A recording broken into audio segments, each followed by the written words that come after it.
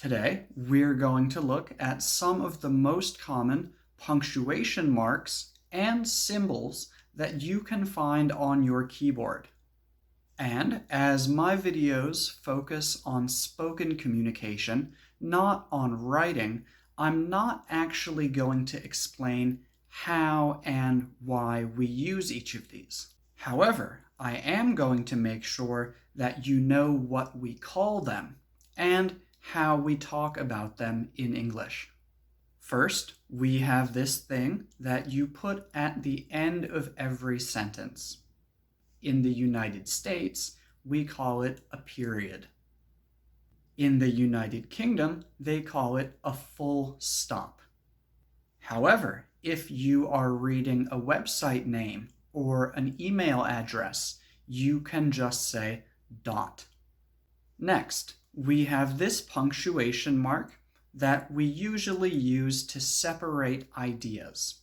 This is called a comma. This thing that you put at the end of a question is called a question mark.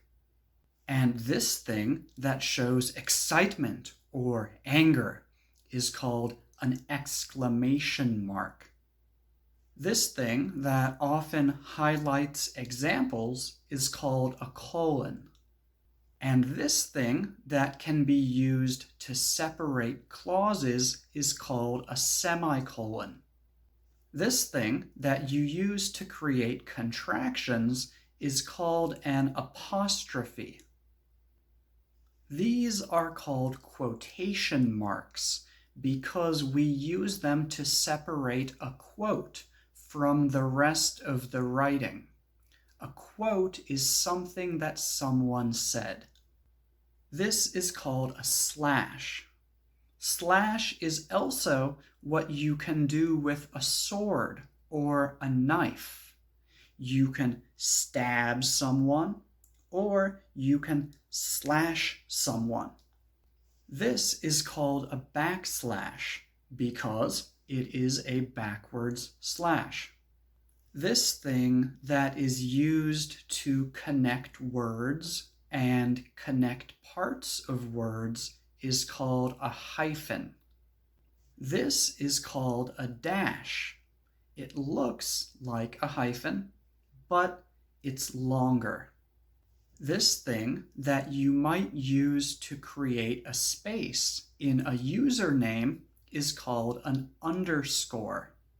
These things that are used to insert additional information are called parentheses. This thing is called the @ sign, but when you are reading an email address, you can just say @. This thing is called an ampersand, but honestly, I don't think I have ever said that word before. This thing that you have probably used on social media is called a pound sign in the US and a number sign in the UK. On the telephone, the button with the pound sign is called the pound button, or just pound. If you are on the line with an automated system, it might tell you, please enter your PIN number and then press pound. This is called a dollar sign. This is called an asterisk. Now, let's apply this to real life.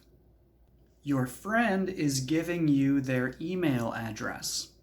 How do you think they would read this email address? tom.english@english.com. Now, let's say someone is giving you the password for their Wi-Fi network. How do you think they would say this?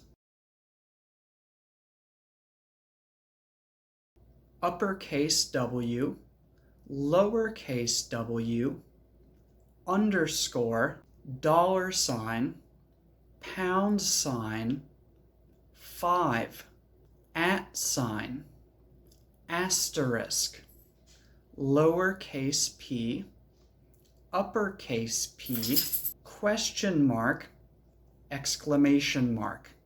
And finally, let's look at the URL for my YouTube channel. How do you think you would say this? https://www.youtube.com/teachermikeenglish. I hope you found this video useful, and if you want more information about how and why we use these symbols and punctuation marks, please just do an internet search. There's lots of information already available on the internet.